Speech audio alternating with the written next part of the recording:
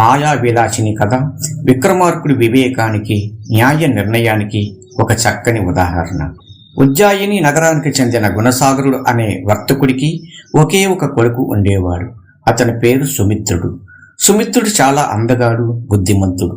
విద్యాబుద్ధులు నేర్చుకుని వ్యాపారంలో తండ్రికి సాయపడుతూ ఉండేవాడు. ఒకరోజు సుమిత్రుడు నగర శివార్లో ఉన్న తోటలోనికి వెళ్ళినప్పుడు అక్కడ అద్భుత సౌందర్యవతి అయిన ఒక స్త్రీని చూశాడు. ఆమె పేరే మాయా విలాసిని. ఆమె అందానికి ముగ్ధుడైన సుమిత్రుడు ఆమెను అమితంగా ప్రేమించాడు. మాయా విలాసిని కూడా అతని ప్రేమను అంగీకరించింది.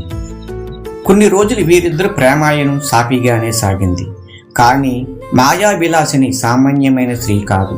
ఆమెకు మంత్రతంత్రాలు, మాయలు తెలుసు. ఒకరోజు ఆమె సుమిత్రుడితో, నేను నిన్ను ప్రాణంగా ప్రేమిస్తున్నాను, కానీ మా ఊరి నియమాల ప్రకారం నేను నిన్ను పెళ్లి చేసుకోవాలంటే నీ తండ్రి ఆస్తి మొత్తం నా పేరట రాయాలి. అంతేకాదు మీ నాన్నగారు మన ఇంట్లోనే ఒక సేవకుడిలా ఉండాలి అని ఒక వింతైన కఠినమైన షరతు పెట్టింది. ప్రేమ గుడ్డిది అంటారు కదా. సుమిత్రుడు ఆమె మాయలో పడి తండ్రి వద్దకు వెళ్లి విషయాన్ని చెప్పాడు. ఆశ్చర్యపోయిన కొడుకు మీద ఉన్న మితిమీరిన ప్రేమ వల్ల ఆ కఠినమైన షరతులకు ఒప్పుకున్నాడు.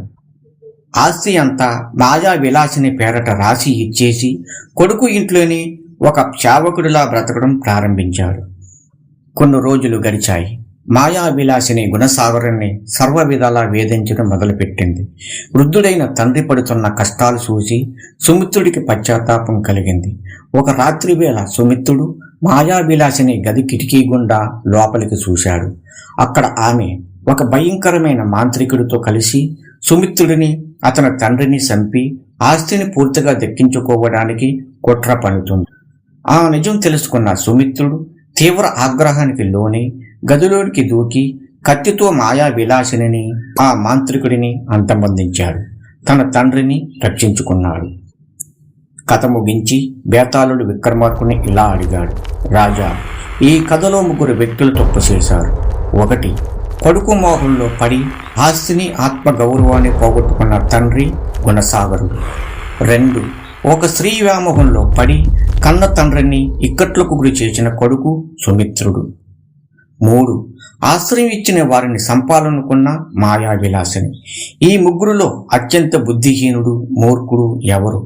ఈ ప్రశ్నకు సమాధానం తెలిసి కూడా చెప్పకపోతే నీ తల 1000 ముక్కలవుతుంది. విక్రమార్కుడు క్షణం కూడా ఆలోచించకుండా ఇలా సమాధానం ఇచ్చాడు, బేతాళ, ఈ ముగ్గురులో అత్యంత బుద్ధిహీనుడు తండ్రి అయిన గుణసాగరుడే. ఎందుకంటే మాయా విలాసినిది రాక్షస స్వభావం. ఆస్తి కోసం ఆమె కుట్ర చేయడం ఆమె దుర్బుద్ధికి నిదర్శనం. ఇక సుమిత్రుడు యువకుడు. కామయామోహంలో పడి వివేకం కోల్పోయాడు. యువతరం అలా తప్పుదారి పట్టడం సహజం. కానీ గుణసాగరుడు వయసు మళ్లినవాడు, లోకజ్ఞానం ఉన్నవాడు. కొడుకు అడిగినా సరే ఏ తండ్రి తన సర్వస్వాన్ని ఒక అపరిమిత స్త్రీకి రాసివ్వడు. కొడుకు క్షేమం కోరే తండ్రి ఆ స్త్రీ పెట్టిన దుర్మార్గపు షరతులను చూసైనా కొడుకుని హెచ్చరించి ఉండాల్సింది.